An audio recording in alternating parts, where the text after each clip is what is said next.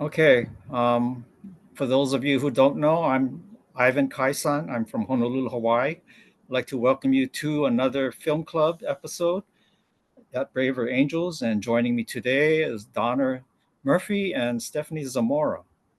If you're new to this film club, and I gathered from the registration we do have quite a few, we are here to discuss movies that we have viewed that cover social or political issues that we're struggling with in our daily lives or in society at large.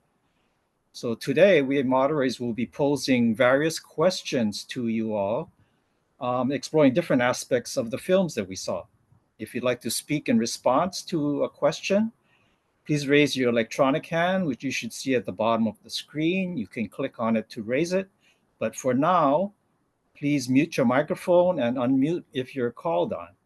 We'll be following the Braver Angels ground rules for discussions. We're here to just understand each other, not to change anybody's mind or win points. We'll take turns and not interrupt others. In other words, treat others with respect.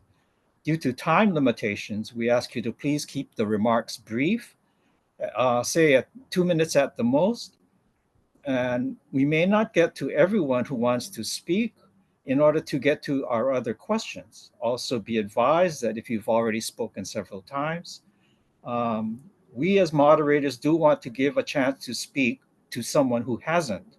So if you've already spoken, we may pick someone who raised their hand after you did. Now, today's two videos are one was a talk by Bill Bishop, who did a book back in 2009 about the Big Sort, and followed by a shorter piece, more current, about a Christian community called the Great Sort. I particularly had an interest in these films because I don't think we've had much attention to the geographic component of segregation and political segregation and polarization. So I'm eager to hear what you all have to say about that. And I'll turn it over to Stephanie for the first question. Okay, thanks, Ivan. Yes, and if you've been to the film club, you know that usually the first question is, what did you think of the two videos that Ivan mentioned?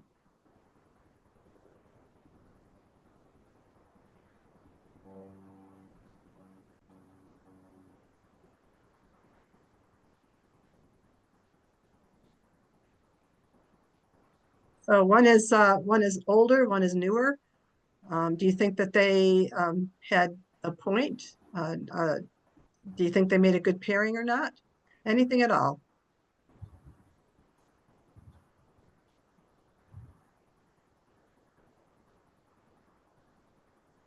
This is an open-ended question. You have to have some kind of opinion on it.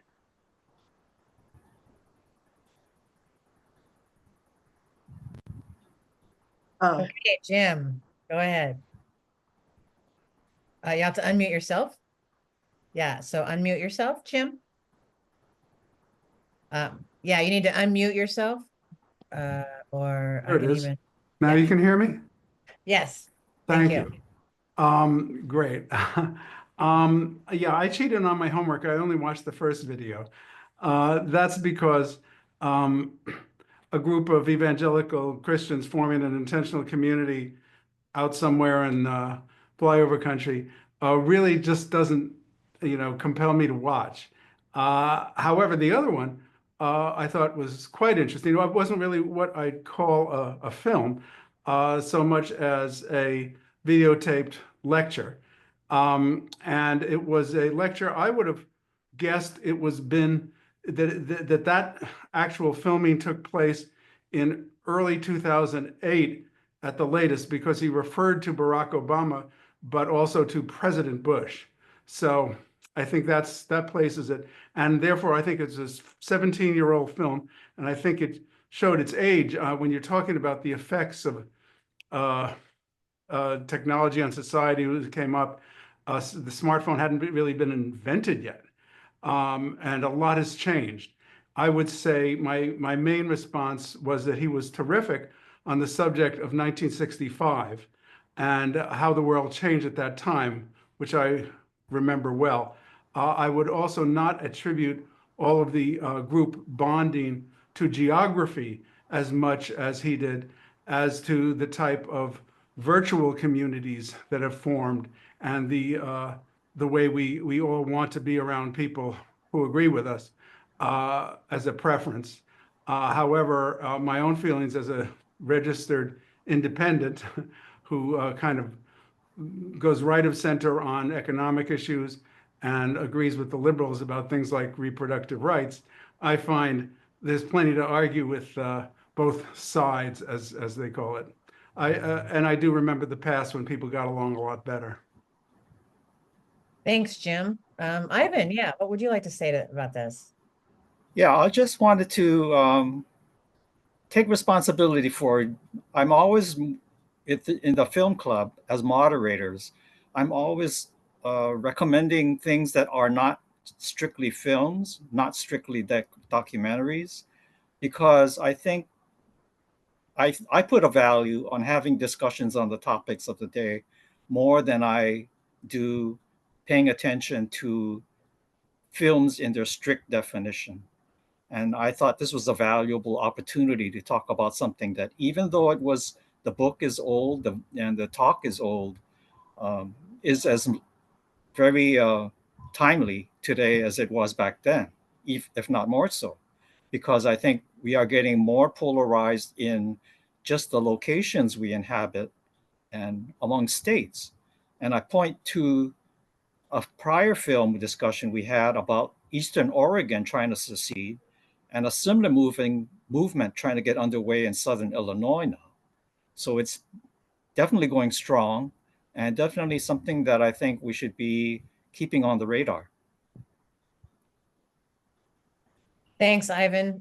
David, yeah, what would you like to say?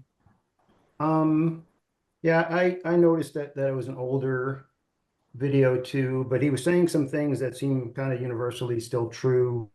And one thing he was saying, one quote that he put out there was something about the world. When the world gets out of control, you shrink your world. And I thought about that in the context of what Jim was saying, how technology has really created these echo chambers and created these, this lack of information that we there's a bunch of information that we get and there's a bunch that we don't, depending on what channels we decide to watch and depending on what the algorithms have decided to show us. So I think that control is I think is an important word when it comes to why people pick a side. Because once you pick a side, then there's someone to blame. And in a world that's out of control, having someone to blame kind of gives you the impression that this stuff can be fixed, like you can get things under control. But I don't, I think I'm always wondering why people gravitate completely to one side versus the other. And then also, the psychology that keeps them there makes them, it's like a zero-sum game where it's like you're 100%, like Jim was just listing how he's part this and part that. But I think most people, I think, they pick a side and then they're all in on that side, and then everything on the other side is wrong, and it's very difficult for people to kind of not like in the second link where we listened to the podcast, they were talking about, oh, I saw these people walking on a mountain and they had their masks on, and I was thinking, well, what are you concluding? These are not my people. Why do they have their mask on? Is it because, oh, that must mean they're a Democrat. That must mean they're a liberal. That must mean something, but doesn't mean anything. Maybe they have COVID. So it's I think we just They had get hay fever. I think we just get in bubbles, and then we just stay there and keep getting further and further away from being able to talk to each other. Yeah, well, there's some questions coming up. So David, I hope that you'll respond to some of that. Les, yeah, go ahead. What would you like to say? You mean Len? Me? Oh, I'm sorry, Len. Yeah, okay. Yeah. Well, I saw both videos, and I've read Bill Bishop's book a while ago, The Big Sort. And yeah, it's made a big impact on me. I can't entirely separate the book from the videos. And, you have a lot of people that, one implication is that our general elections often don't matter much.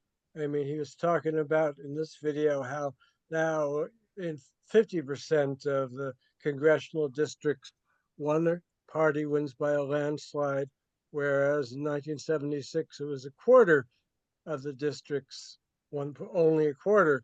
And now, though, and he's written about this more recently, Bill Bishop, it's like 90% are won by a landslide.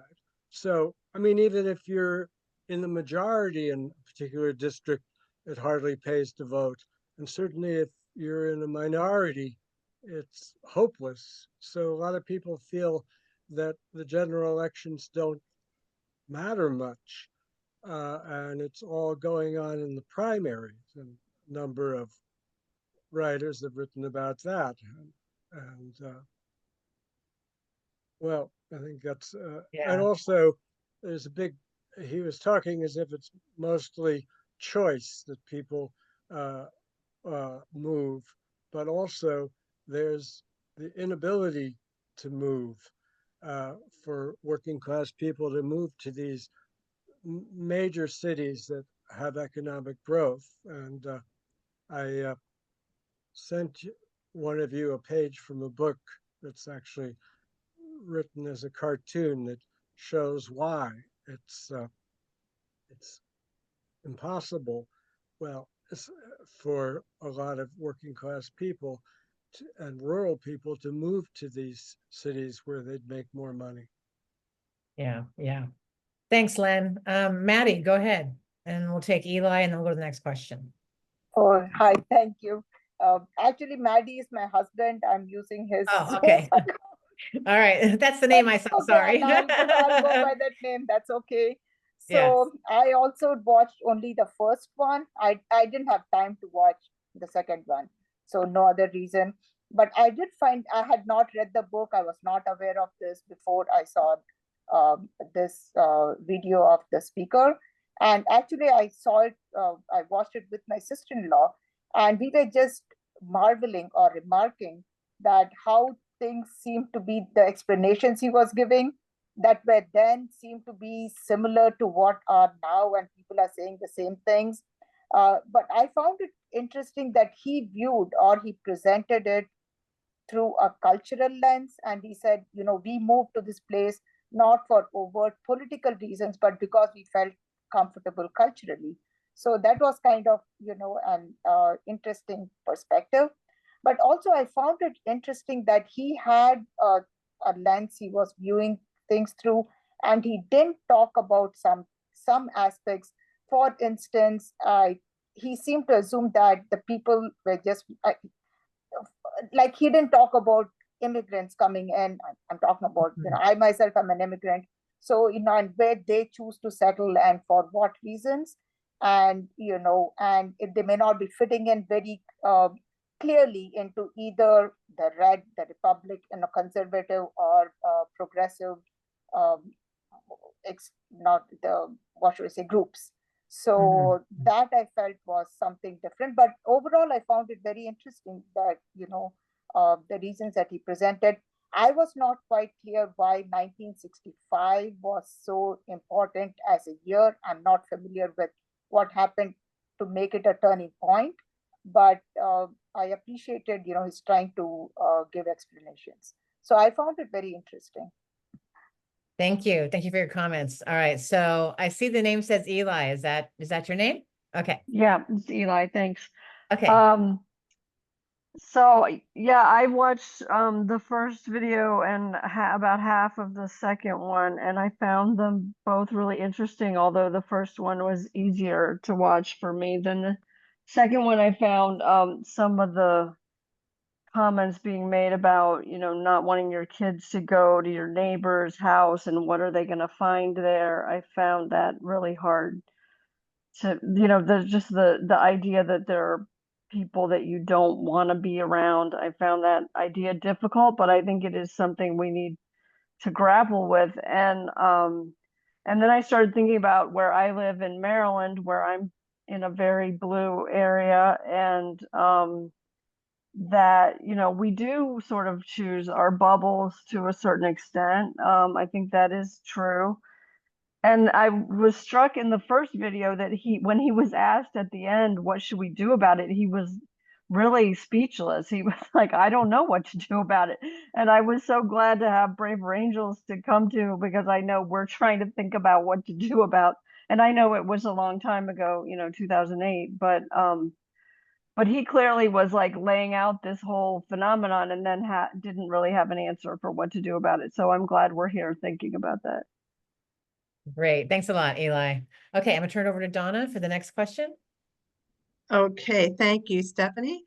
Next question. In terms of the sorting of the area you grew up in, has it intensified, stayed the same, or has the sorting decreased?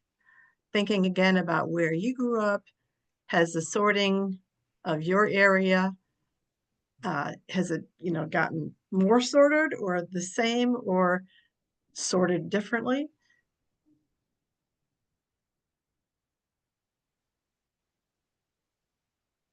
Okay, Maddie.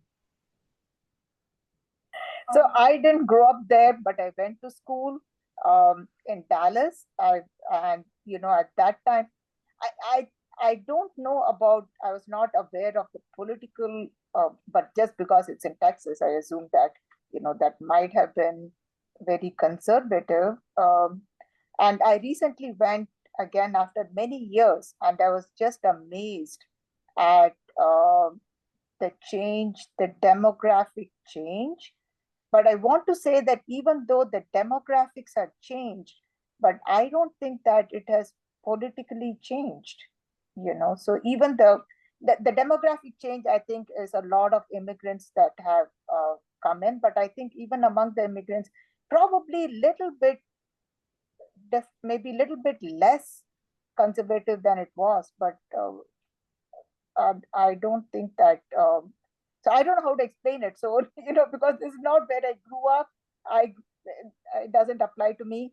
But because I experienced it when I was fairly young, so I don't know. I don't know. There's Okay, a demographic change, but I'm not sure about political change. Okay, thank you, Maddie. Len. I grew up in a neighborhood in the Bronx, so Oh, maybe I'm not typical. So we grew up in apartments that were, you had in one entryway, small, that had 8 apartments. We had, an accountant, a lawyer, a couple of manual laborers, a guy who owned a small print shop. So pretty mixed, economically mixed, but the whole neighborhood, at least the apartments, were Jewish. It was created in 1927 by a Jewish labor union, the Amalgamated Clothing Workers Union. And so it, got away with being all Jewish, until the late 60s, when I'm sure the law caught up with them, and and now when I visited, it's much more mixed ethnically and racially, but I don't know if it's still mixed economically the way it was. The way most of the country has gone, probably not. But but I'm not sure. Probably it's more lower middle class, but I'm not sure. Mm-hmm. Mm-hmm. Yeah, it's interesting because it's as we're thinking about this question and we're not quite sure, it's thinking, well, gosh, maybe we should go back to that old neighborhood and check it out and see if the answer to this question. Just be curious about it. Okay, thank you, Len. Jim. I don't know if Len, is it Pelham Parkway that you're from? No, Northwest Bronx. Northwest Bronx. Okay, my wife's from Pelham Parkway, a Jewish neighborhood on the other side, and I went to Fordham University, so I'm well familiar with the Bronx. My neighborhood was the Upper East Side, and my grandmother and my mother's family, my mother was raised in East Harlem when it was an Italian neighborhood, and her father worked as a doctor in that community. As did my grandfather, who was the first Italian-born doctor certified in the United States. That neighborhood is now all Puerto Rican, with a minority Black population. The ethnic change you see in New York is just amazing. On the Upper East Side, things changed a little bit. It had Congressman John Lindsay, who later became mayor, a moderate Republican and an incompetent mayor, but very popular there. And Ed Koch, also later mayor of New York, represented the so-called Silk Stocking District. We were right on the border up by 96, where it turns into East Harlem. But that neighborhood has continued to be very important in the sense of supporting politicians financially, because there are a lot of bankers and other superstars there. It's an amazing neighborhood with a ton of museums and a great place to visit. It hasn't changed that much west of Lexington. But east of Lexington, there were all these big projects that were built up in the 60s, 70s, 80s, and 90s. That brought a younger population and more turnover. And of course, you had a lot of support staff living on that side of town. And yeah, it went more in the liberal direction. But you know, I just wanted to make the point that these neighborhoods really change a lot by ethnic assimilation, people coming of age and then moving on, often to suburban areas. This neighborhood where I live now, right near LAX, used to be aviation industry workers, and now it's tech workers, and they built a huge tech community called Playa Vista, which has a population as large as this zip code, and that tilted things in a liberal direction. So Okay. there's a lot of reasons why neighborhoods change. Okay, thank you, Jim. And now over to you, Ivan. Thanks, Donna. For this next question, consider the place where you live now. Was the politics of the area a significant factor in deciding where you now live? That's kind of contrary to what Bill Bishop thought. He thought nobody really pays attention to the voter rolls and how voting patterns were in the place that they're moved to.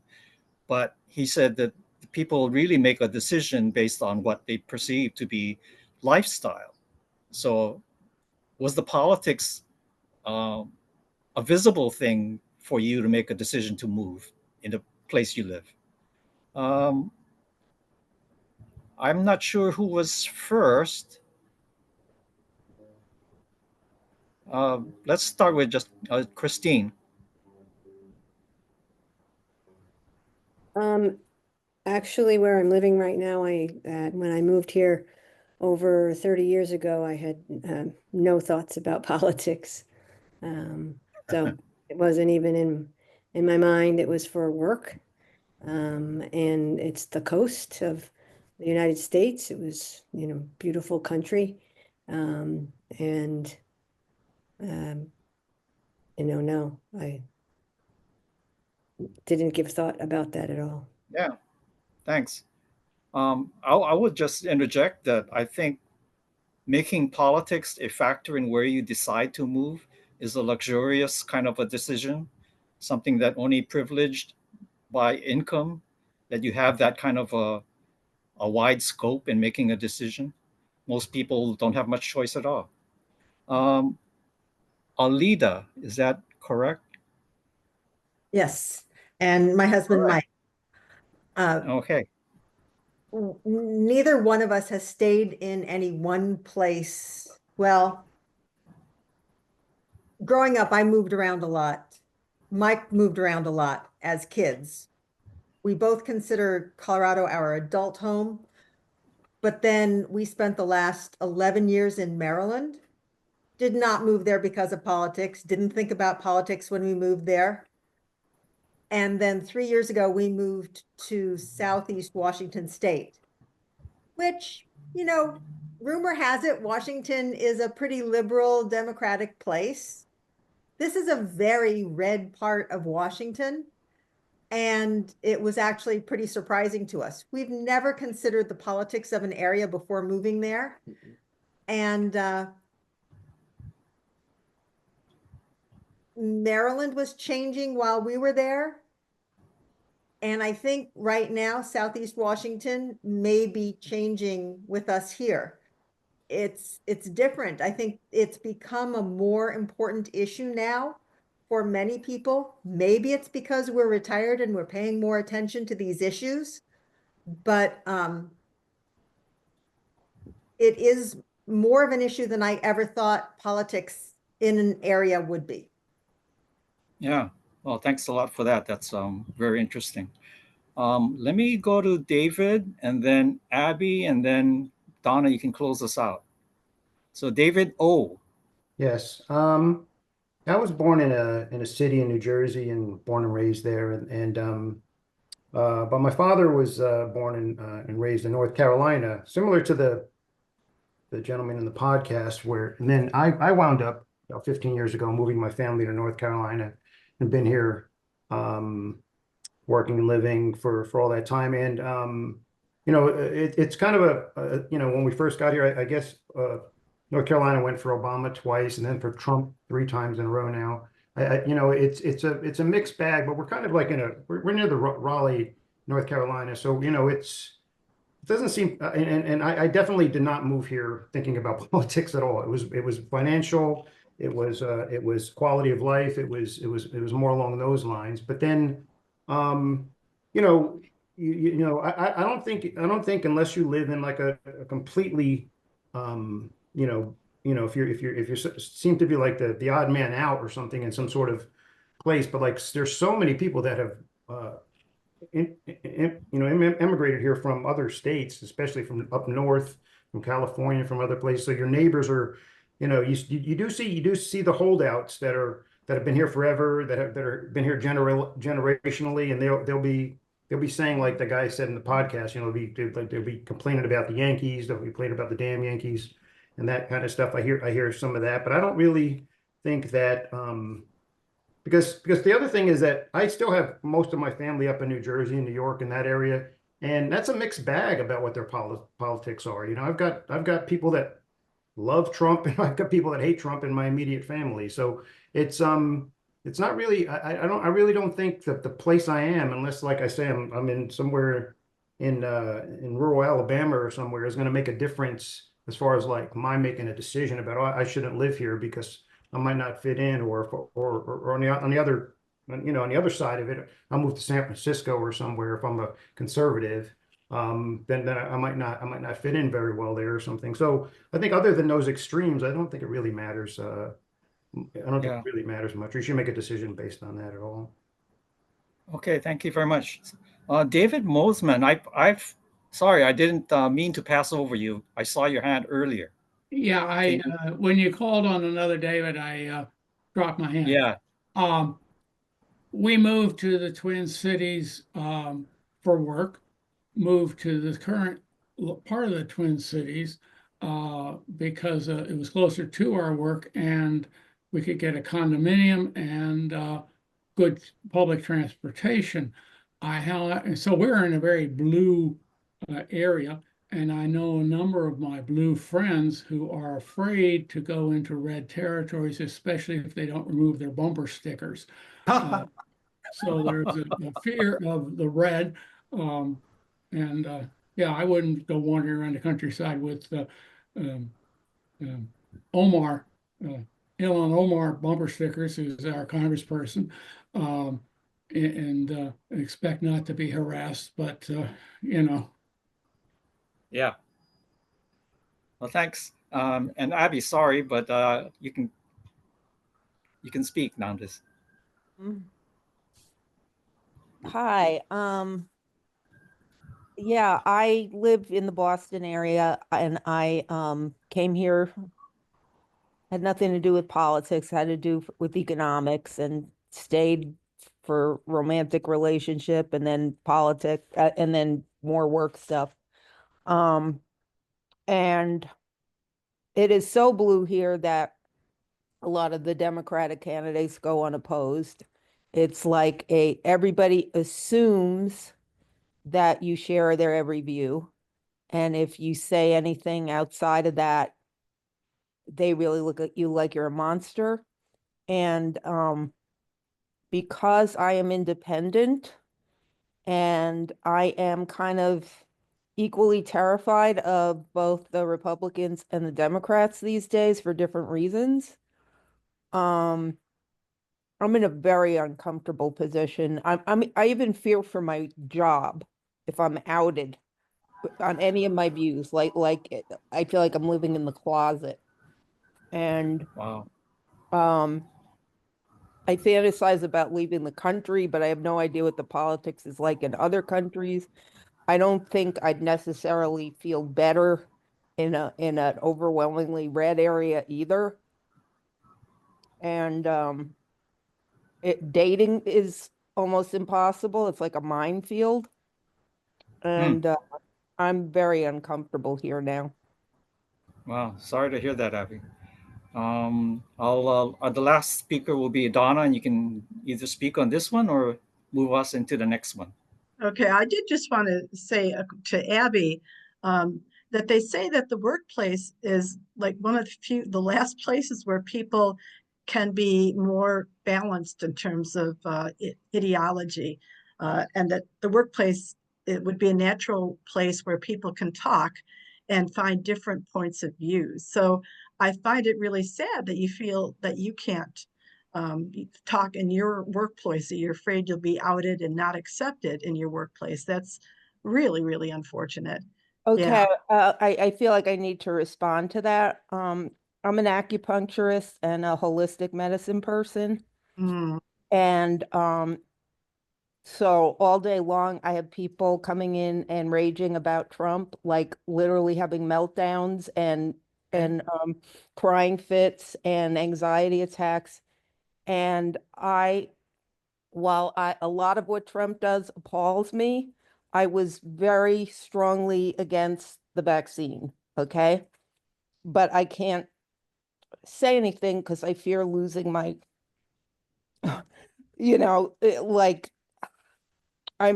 real, like during the whole COVID thing, it's like if I was walking outside without a mask and like somebody was across the street from me 30 feet away, they literally would take photos of me on their camera and say, you're a criminal, I'm going to report you. I mean, I'm paranoid at this point. Okay. Yeah, I understand. Thanks for clarifying that. I'm going to go on to the next question, and then Jim, maybe you can talk about that one. So the next question is, have you ever resorted yourself by moving to an area unlike where you grew up? And if so, were you accepted there by native dwellers? So have you moved to some place that's quite different in terms of the big sort paradigm than where you grew up? And do you feel like you were accepted? Okay, do you Yeah. want me to do it? Yeah. Okay, I moved from New York City to Los Angeles. And the reason I did it was not at all to do with politics. It was for employment purposes. I had a great job in New York. I was working for the New York Mets in their video area. But I was determined all my life to work in the entertainment industry and primetime television. And that job was out here. That occasioned the move.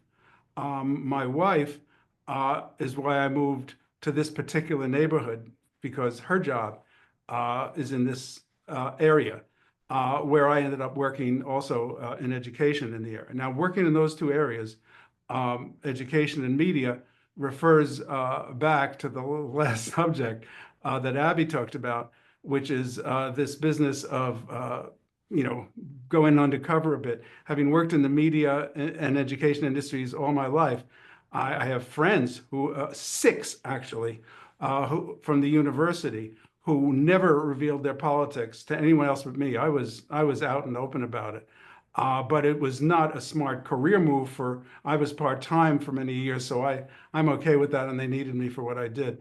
But I had a friend there who had tenure, and even she with tenure was afraid to speak out her conservative ideals because she'd have gotten, bad class times and all kinds of ways they can torture you.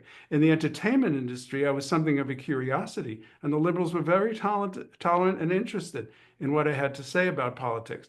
But I've met literally hundreds of people there, including some who were in an organization of conservatives in Hollywood, who you could not tell anyone their interest in conservative politics or even moderate politics, because they would be not only shunned, but blacklisted. So this is a very serious area. Now, my wife watched the video with me yesterday, and the question which you raised, Donna, about the free and open conversations in the workplace, she was vehemently, no, do not talk about it. She worked in a corporate position for many years. The business was tech, and everybody there agreed, without even talking about it, to never bring up politics in the workplace. And I think it served them very well. Oh boy. So Jim, I've heard that before, that in the entertainment business in California, that it heavily not only skews left, but that it's difficult if you let yourself be known as a conservative. It's not easy to find work. So you're saying, you're verifying kind of what I've heard already, which again is really unfortunate. And it's gotten worse. If you look at the way that the television programming has changed over the last 10 years, and especially since the George Floyd riots, they do not let certain things on the air. You have to have a minority quotient to earn an Emmy. They literally said that publicly. To earn an Emmy or an Oscar, you had to have a certain minority. I mean, it's gotten crazy. It's gotten like the 50s were against the blacklisted people from the left. That's how it is right now, and they haven't changed a bit since the election. They learned nothing. Of course, there's a lag time of about 18 months getting anything produced, but I would not expect any conservative friendly shows, even if you don't talk about politics in an academic place. If you don't talk about it, they suspect you're left wing because you're expected to give all the left wing claptrap in order to get along with your colleagues. It's an unbelievable situation in both those industries. Yeah, I hear you. Anybody else want to talk about this? Moving from to an area very much unlike the area you grew up in and kind of resorting. I'm going once, going twice. Okay, and Ivan, over to you then. Oh, Or did I thought somebody- I was saw a somebody- flash of a hand. Yeah. I saw the flash. Does anybody want to flash? There we go. Alita, go ahead. I don't know whether Mike and I are red or blue at this point. So that aside, when we moved here 3 years ago, I did find myself walking on eggshells around the neighbors because of the political climate. And I found that if I talked to somebody about this, I would get the typical response that you're going to find your tribe. And that to me meant that there are places where you're going to feel comfortable and places you don't feel comfortable. And I was trying to figure out if that is political or not. I read a book last year that said you don't find it, you create it. And again, this goes back to that retirement issue. I think you create your tribe by the things that bring you in contact with other people, be they education, be they children, be they a job, be they faith communities. And in that, what was the name of the Bend community? It seemed like everything was based on faith. Yeah, it was by the Big Bend, and it was called Ridge Runner. Yeah. Yeah. And I think that in creating our communities, politics can be the way some people create their community, but I don't think that it can be the only way. I don't know. Okay. Very good, Alita. Thank you. Okay, and Ivan, now we'll hand it over to you. Well, thanks, Donna. The question now is, have you personally seen a partisan divide in one's idea of what constitutes a good place to live? Bill Bishop talked about moving to a place because of what you perceive to be the best quality of life. And I think that's kind of part of what this is. But whether left-leaning or blue-leaning people see different things in what constitutes a good place to live. Have you seen that? There's all these different ideas about what school curricula should be, what police attitudes should be, gun policy, immigration, and religion, all those hot button issues, Do you think there is a partisan divide in what is the good life and what looks like a good life? David O. Um, you know, I think that where I have the biggest frustration is that, you know, we seem to like need to label ourselves as conservative or liberal or something right up front. Like when you watch that video, these people, hell, I'm Joe, I'm a conservative, I'm Susan, I'm a liberal. You know, and being one means you're all in. Means it's a zero-sum game, that you're all for these things, or you're all against these things, and that seems to be you know, where and there's only like one, you only need one red flag for the other side to, like, you know, label you. You know, if I say, well, I've voted Republican most of you know, for a lot of elections, but I don't feel like I can vote for Trump, or if I say something like that, just the fact that I didn't, if I'm not 100%, then I'm the other side. I'm completely on the other side. So when we talk about these things, whether, you know, this place to live suits me, it's like it's all built out of that idea that that these things make sense in the first place. You know, that it makes sense that all these people agree with me. But what are we all agreeing on? We're all agreeing on what the marching orders are from whatever this side, you know, tells us are the marching orders. And you know, it feels like that book 1984, where it's like, oh, these, you know, these people are our enemy. They've always been our enemy, and now, oh, now they're our friend, and they've always been our friend. You know, it's like we have to change our positions to, you know, to constantly stay on our side, and at some point it just becomes ridiculous to me. But I think it's almost extremely hard to not pick a side, because then you're kind of isolated, you know, and even people that say they're not on a side, when you start a conversation with them, you know, if a trigger word will set them off one way or the other. Yeah. So, I mean, yeah, anyway, that, you know, I don't know if that answered the question, but that's what I was just thinking. Well, thanks for that. Yeah, in the second video, especially when they talk about a Christian community, the implication is that a Christian community is made of people who are somewhat monolithic in their views. So if you put the label Christian, everything that comes with that is part of what people are looking for. And it makes you think, what is that? Abby, you still want to speak, or is your hand up for something else? Oh, please unmute, please. Now I was muted. Okay, sorry. So when I literally inflamed all the, you know, because I'm historically a left activist, okay? And when I got successively just torched starting around 2015, 2016 by my liberal friends, and especially during COVID, like I befriended a very conservative guy. Like he's the only, otherwise I was like toxic.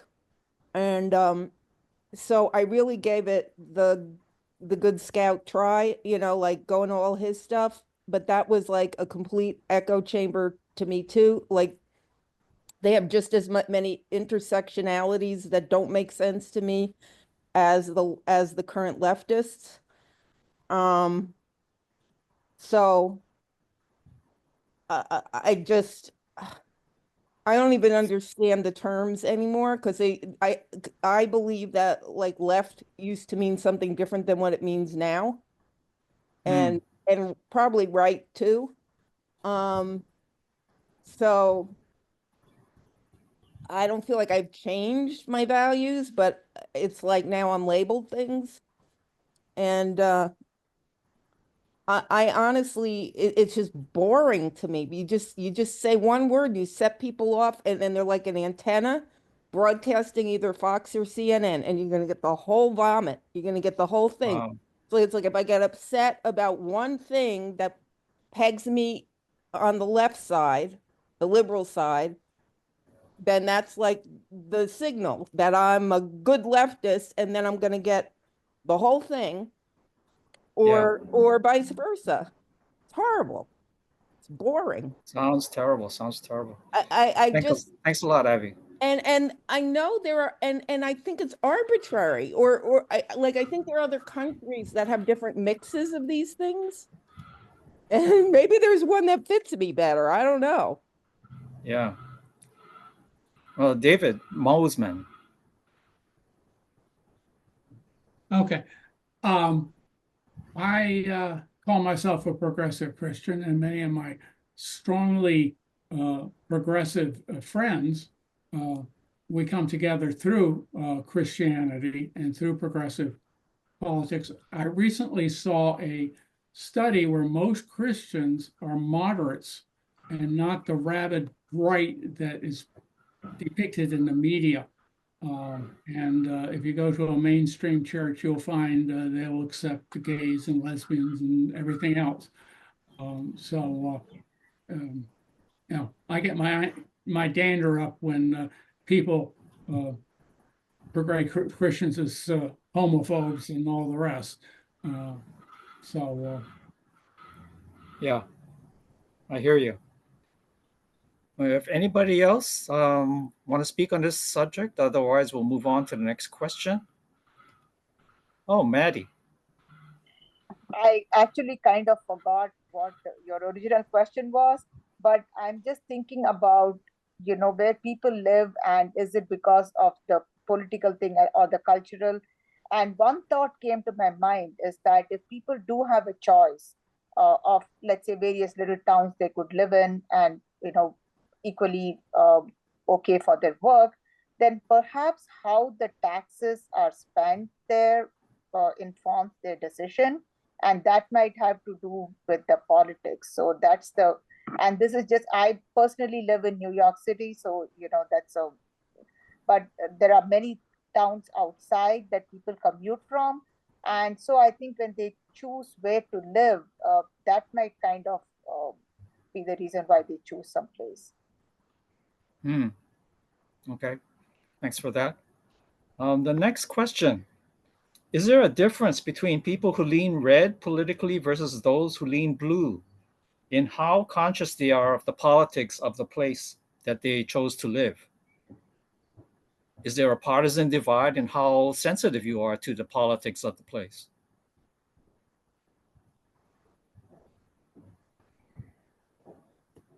It's sort of raised by the second video about the Christian community that, is it possible that the people in the Christian community are much more sensitive to the politics of the location and don't want to be in a blue area or something like that?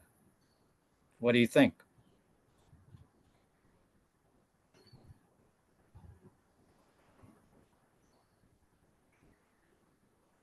Going once, going twice. I'll just add that the earlier film that we saw about the secession movement in Oregon, it did give you the feel about how the people in the rural communities feel in Oregon, because the statewide politics is dominated from all the people in Portland who are so liberal compared to them that they just do not feel like they have a voice anymore. And that's why they want to essentially leave the state and join Idaho. And their outlook doesn't seem like there's any prospect of things getting better, because all the rural areas are getting smaller and smaller in population. So the relative balance of power is all heading toward Portland. Oh, David Mosman, you want to speak again? If no one else wants to speak, I've read enough history to realize that urban-rural issues go back into colonial times, and often the economic and other interests of an urban community are not those of a rural and vice versa. Yeah, feel alienated. I live right near the university, so there are lots of college educated and whereas in a small town, you have a lot of non-college educated, and I was in a rural community and thought I'd gone back to high school. because the culture had just shifted so much. So I think there Wow. are differences in urban and rural, but some of it is just, you know, you're working on a farm, you're doing physical labor, and you're supporting a farm economy versus a diverse economy of an urban city. So you think it's more urban rural rather than red versus blue?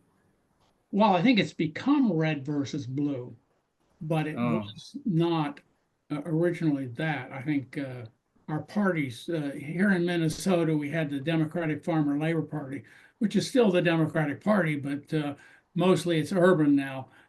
But I'm saying, you know, we had co-ops, farm co-ops, and other very progressive things in the history 100 years ago. So I think there are issues in rural, and living in a small town is quite different than living in a big city. And I think there are agendas that are legitimately different. Right, right. Let's do Alida and then David O.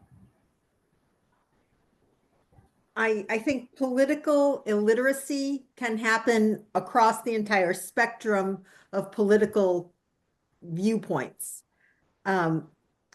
If you ask people what their tax dollars go to, I think you'd be very surprised to see what people think they go to and don't go to, support and don't support. When I ask people what makes this a good place to live, oftentimes I get programs like the library, the walking trails, the parks, and people say they don't like paying taxes. I ask people, do you know that your taxes go to the 3 things you just mentioned that make this a good place to live? And they're like, oh, but we could have those regardless. Don't know that that's necessarily the case. And I hearken back to when people were saying, we don't want Obamacare, but don't take away our affordable health care. So that was all.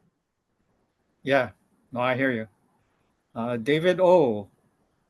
Yeah, I was almost going to say very similar thing. I think, you know, you're born in a place where these are the politics, and then from that point on, it's how informed you are about what's happening and where your information is coming from. And now, I mean, it used to be, you know, there's always these studies, you know, that most of the college educated voted this way, and most of the, you know, the non-college educated voted this way, or you know, or you know, whatever. And then there, you know, I think that's changing, but I think it's changing mainly because, you know, we are, like I said before, when we pick a side, our information starts to become very, you know, limited into, you know, sticking with our side. And so when you talk about ill-informed or uninformed voters, it's not so much people not knowing anything. It's just people only knowing certain things, and then they make all these decisions based upon this kind of, this confirmation bias that just keeps reiterating what they already believe and what the party tells them to believe, and to the point where you know, you really don't. It's almost like hopeless for some people. I mean, if you think about being born in a certain place where these are the politics, and these are the news stations you watch, and these are the things you click on the internet, you know, you're kind of powerless to like escape from that, I would imagine, for a lot of people. So you wind up just you know, that becomes your politics. And I was thinking about, somebody mentioned about moving out of the country. You know, sometimes I wonder, like, you know, we're so immersed in, and I think about, you know, when I voted for president, or when I voted for, you know, it's like all these things that I'm passionate about, that I complain about, are any of these things really, how many things actually are going to affect me right now? Like that of all the things that are happening, and should I even be worrying about this, stressing myself out, watching these stations and getting myself all angry and hateful and scared by watching or listening to all this stuff that's happening that really doesn't personally affect me too much directly. At some point, I even thought, you know, I should just not even pay attention to American politics and just like start becoming immersed in like Swedish politics or something. I mean, what's the difference ultimately? I'm just going to learn. I'm just going to learn. You know, it's just I'll pick what I want to get stressed out about if it doesn't really matter. All right, thanks. David, are you raising your hand for this question or is that a leftover? No, it's a new, in response to the Okay. last speaker. I have been looking at allsides.com, and I know Braver Angels has about 10 different sources that aggregate things from the right and the left and the center. And it's often very impressive how it's almost they're not talking about the same thing. Yeah, that's right. Thanks for that. And Maddie and Abby will close us out. Hi. Yeah, I had two comments. I was thinking about people moving, and again, my experience with being in the New York area and the greater area.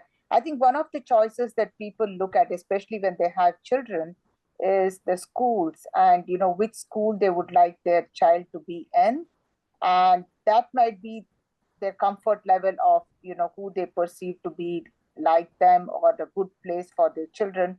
So that's where I could see some of the political aspects coming in. But the other thing I wanted to say is that it's sometimes confusing for me, the blue red categorization, because here, for example, New York City, you might say that has voted Democrat for president forever, at least to my memory. But also we have had Republican mayors. So so is it red? Is it blue? I don't know. Okay.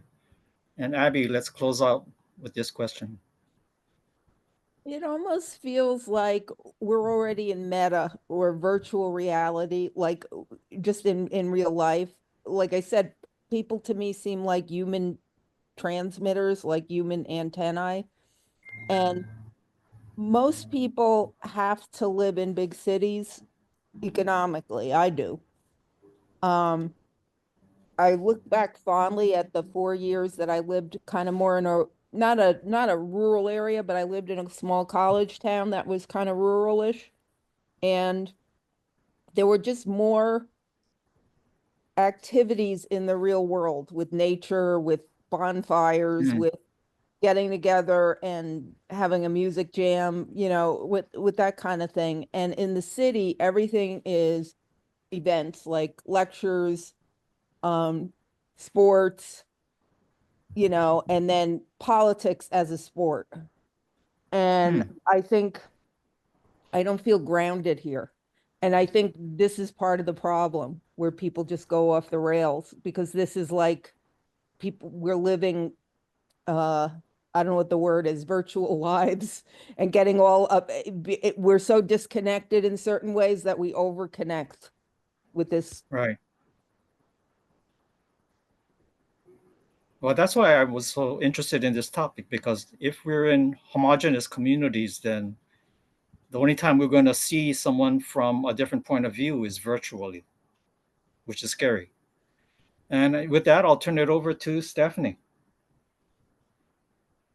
Okay, so the next question is, how does the growing political segregation affect the work of Brave Angels, and also how should the growing political segregation affect the work of Brave Angels? So yeah, Donna. I think it makes it harder. We have over 100 what we call alliances, where we bring reds and blues and others together for conversation, to run workshops, etc. And when you're in a very segregated geographical area, it's hard to get people on both sides, an even number, right? So where I am, so for example, we've got a Fairfax County Alliance. We also have a DC Alliance. And both those areas are pretty darn blue. DC in particular, but both areas are blue.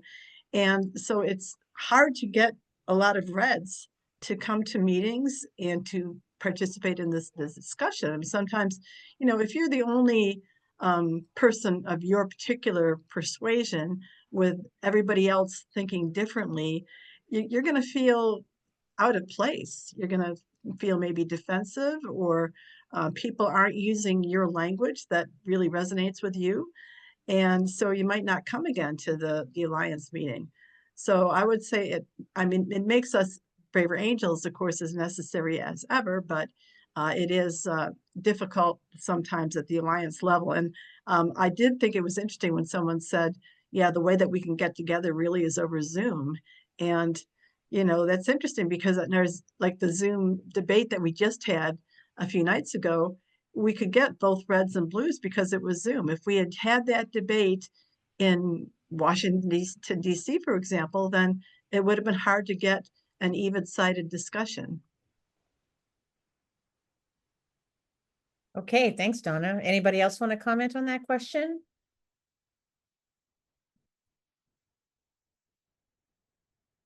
Yeah, so before it says Maddie. I'm sorry, I forgot what your name was. Oh, Matt, were Oh, you okay? yes, you can call me Sam, but that's Okay. okay. Sorry for the confusion. But I just wanted to comment on this, that I don't know about, many of the others have commented too, is that it is just this extrapolation of that if you say one thing, then it means so much more. And there's no room for nuanced views. I myself, I voted Republican, I voted Democrat, and I have different views than people just assume that I have, just because the way I look or whatever, whoever I am, that I must be in some category. But it gets exhausting, even, to have people, they just go on and on, like Abby was saying, it's just too intense. But I should say, I want to say a couple of things. One is that I have name checked Braver Angels constantly in my family and friends discussion. So when things get just like too one-sided and too heated, and I just say, this is the time to stop and change the conversation. I don't have the skills and how to do it. I just can put a stop and try to do. But the other thing I want to say is that it's very interesting to me that some people I know who had such strong views on a certain topic now have completely different views on the same topic because of some things that have happened externally. So however much I argued with them in the past, they would not budge from that. But now they say, oh, I think that this could be different. So sometimes maybe it's only when that, things start affecting them that they are willing to change. Interesting. Thanks, Maddie. Len, go ahead. Yeah, well, I think the second video pointed to a trend that I'm seeing here, that of people moving from the cities to the country, and from often blue areas to red areas. I see that around me in the DC area. People are moving to rural areas like West Virginia, which tend to be red. So that won't necessarily, that could possibly improve the situation, because we've become so segregated. As long as people learn to, behave themselves, like the people from the cities don't look down on the people from the countries that they move to, where they move. But there's some hope there, I think, a counter trend to this segregation, due, as I said in the second video, due to people working from home so they can work from anywhere, with the internet spreading gradually to rural areas. So I see some hope there. Okay, great. David Mosman? I'm wondering whether Braver Angels saw a larger influx of people coming from red areas and being identifying red, and now more blues as we get upset with the political situation. Yeah, Donna or Ivan, do you have any information on that? Well, we always seem to have a deficit of reds, kind of no matter what. Because I was thinking that might be the case when Biden was elected, that we get a lot more reds who were, out of sorts, versus when Trump was in power. Now Trump is in power again. Yeah, we get a lot of, so we do get a lot of blues who are trying to understand what's going on, but no matter what, we always have a deficit of reds for a variety of reasons. Okay. Yeah, I don't have much more encouraging information. I was hoping that because of the kinds of films that we were picking, we would see, at least for some topics, more participation by Reds, but we haven't really seen it other than, maybe once in 2 years, something like that. And I also wanted to say that when I did contact Brave Angels members who were in Hawaii, in the whole state, um, the ratio of blues to reds was as the same as overwhelming as in the nation as a whole. And moreover, some of the reds said they were afraid to come out as reds, which surprises me for some place like Hawaii, because we don't, for the most part, have a toxic political culture. Well, yeah, and that, so don't think that kind of leads to the next question. The author Bill Bishop reasoned that the sort is diminishing some of our skill sets as a society. So what do you think as a society? Are we losing the skill of compromise? I mean, there's a mature audience here I can see. I think we all would agree that we've seen better times in our life. And for some reason now we're just not getting along. So what do you think about? Is it a skill set? I know, we are being gaslighted by the media. We are being gaslighted by the political players, but, we also are participants in this. So what do you think about that? David Mosman, go ahead. All the time. Sorry about that. I think we've gotten to a point through the media that if it burns, it leads. To the political parties now being monolithic and not willing to compromise, that we've lost some of our ability to willingness to compromise. It's more our team versus your team, more of a sports event rather than a serious how to live together. David O, what do you think about that? Yeah, they mentioned sports events because I was thinking about this. I grew up in New Jersey and I was always a New York Giants fan. And then I moved to North Carolina and I haven't followed football as much as I used to, but every once in a while, a Giants game will pop up on North Carolina station down here and I'll watch it and I'll find myself, even though I'm not following the team, I'm not even following who's playing. I don't know, what the record, but I'm like, I get immersed in being a Giants fan again, and I'm rooting for them. And, I'm really, I'm sitting by myself watching a football game, rooting for a team I don't know a whole lot about, but it's just something that it's just the side I chose at some point.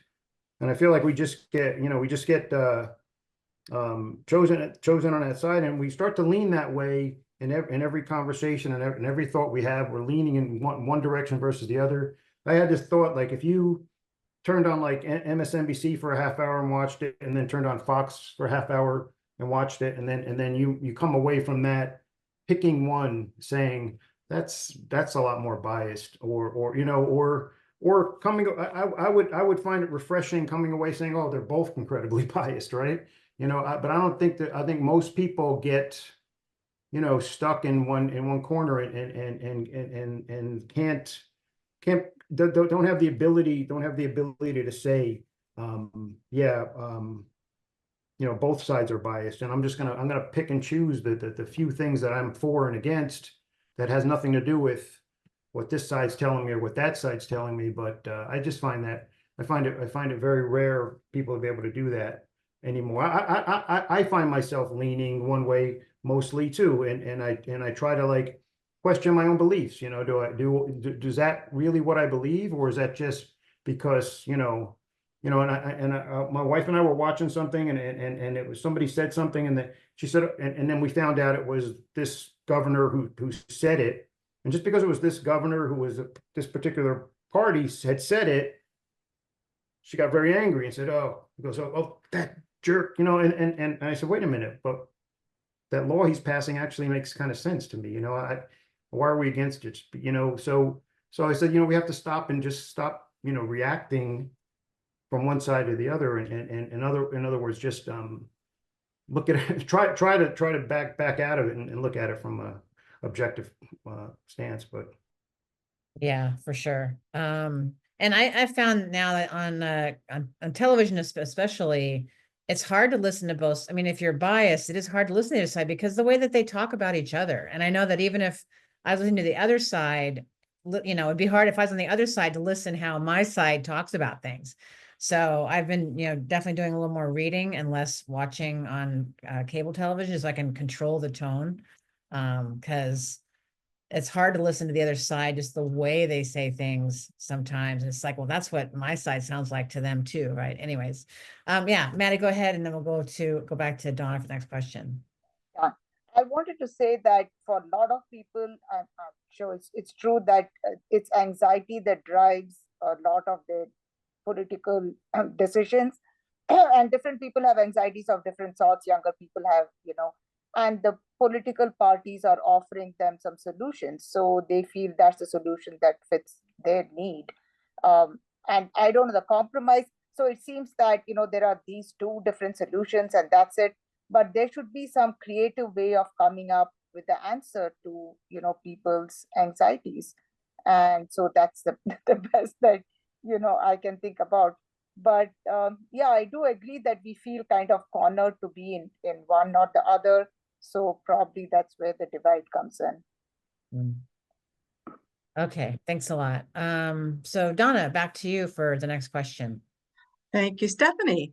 So the Great Sort highlights the development of a new community where conservatives can get away from fellow conservatives who they view as having a different culture, traditions, or food.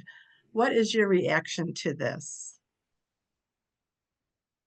Right, they were talking about, for example, Californians coming to Missouri or Tennessee who were Republicans, and yet they felt that they didn't share traditions and culture, etc. So they needed to, so then they're developing this new community, right, of more Christian values or the values that they feel they have in common. So what is your reaction, Alita?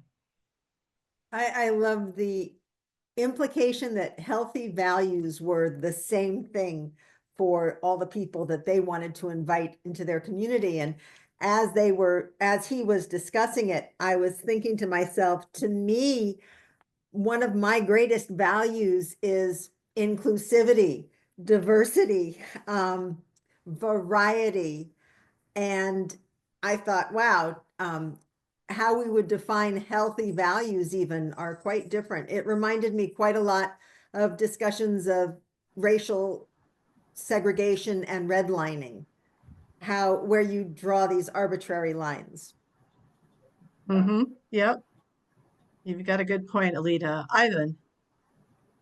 Yeah, I just wanted to jump in on this one because what I thought was really interesting about that second video about Christian community is that the way they talk about this, they said the South has a certain view about damn Yankees and distinguish it from regular Yankees, is kind of like how we view people who immigrated from the mainland recently. You know, we have a dim view of people who come in from the mainland who think their way is the right way and want to change everything to suit them, regardless of what the cultural traditions and different ethnicities and cultures that live here for a long time. And that's kind of like the same view that they had of the damn Yankees. And so that was a very interesting parallel for me. Yeah, that's true. And they were talking about how they appreciated it when somebody came in from outside who was humble and who Right. was seeking to not change things, but maybe accept and learn the new traditions and cultures and ask questions about how to raise cattle or what have you, where the local people had expertise and were willing to share that if they felt there was interest rather than preaching. So Right. that's And understandable. since my career was in the legislative body, all you see are the damn Yankees who want to come in and then want to change everything in the politics, the local politics. So unfortunately, we have a biased view of the people who come here, but that's kind of like the way it works all over the place. Sure, yeah. Anyone else want to talk about this? And if not, Ivan will go to you for another question. Okay, this might be well, we'll see. This question is a little long, so bear with me. Should the government do anything to discourage the development of communities that are for followers of one religion? We're talking about that second video again. Now, thinking about that question, would your answer change if the community was not for followers of Christianity, but for followers of Islam? Or what about if it was for members of the Hare Krishna movement? Or would it change again if that community was within walking distance of your house? Now, before you object and say, well, it's not legal to do something like that just because of the community's religion, I pose this hypothetical that if you were in charge of a grant program for affordable housing and the project was labeled as affordable housing, but being marketed solely through a particular church community, you might get public hearing testimony that says, hey, who are these guys? We don't want these guys that just are for one religious community. And that might, in fact, figure in how you award a competitive grant. So I think it's within the realm of possibility. Any thoughts about that?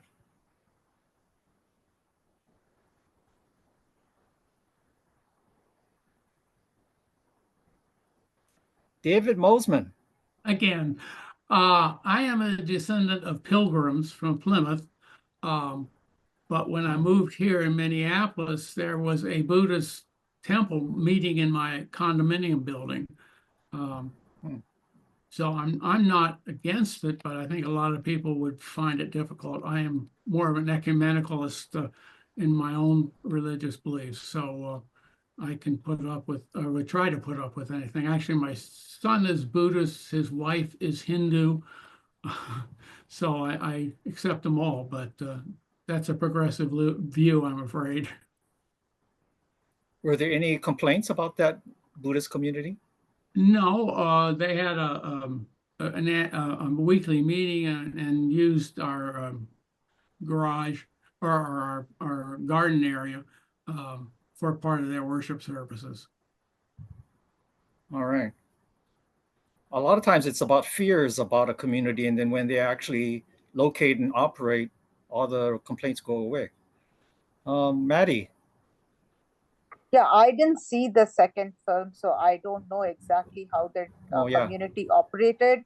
But I would say that, the government should not interfere other than if there were some special things that the community, for instance, that, tax money go towards a religious school for, something like that, or what the curriculum is in the public school, then I would say, because of separation of state and religion, that then the government should step in.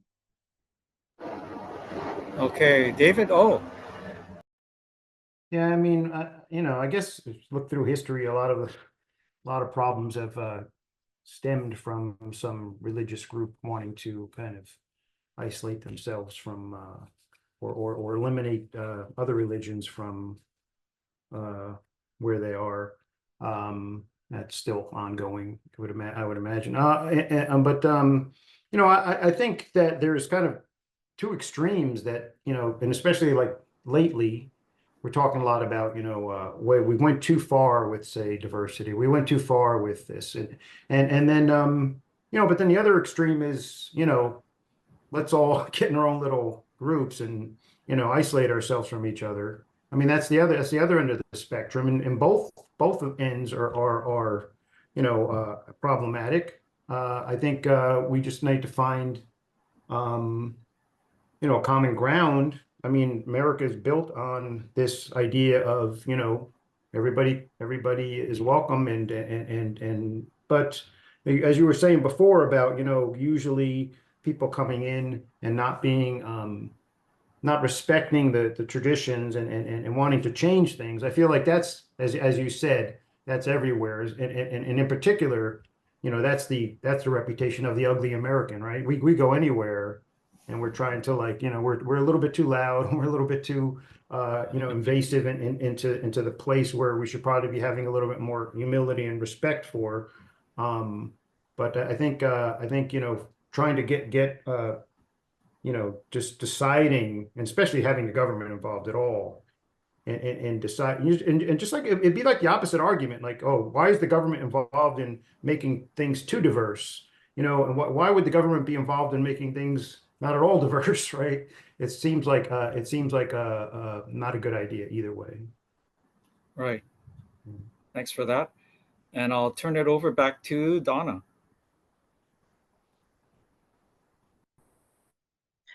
Okay, we're going to wrap this up now. First of all, if you're not a member of Braver Angels yet, please become one. It's only $1 a month. We just would love you to support our mission. So please, if you're not a member, please go ahead and join us. And then I also want to tell you about next month's selection. We're going to be discussing the film Inside Job. That's another one from 2010. It is about basically kind of what happens when the fox is guarding the hen house. It's about the financial institution meltdown, the financial crisis that occurred in 2008. And one reason we wanted to discuss that is because nobody went to jail. Nobody was even, accused of crimes and such on the basis of that, which is kind of curious. Like if you're rich, things just get better for you. And one reason we want to talk about it is because of what's just happened to the Consumer Financial Protection Bureau lately. That was stood up as a result of the financial crisis in order to help consumers to fight back against large financial institutions, against predatory lending, against payday lending type things. So that did come, that was a positive thing that came out of the whole financial crisis, and that has recently been shut down.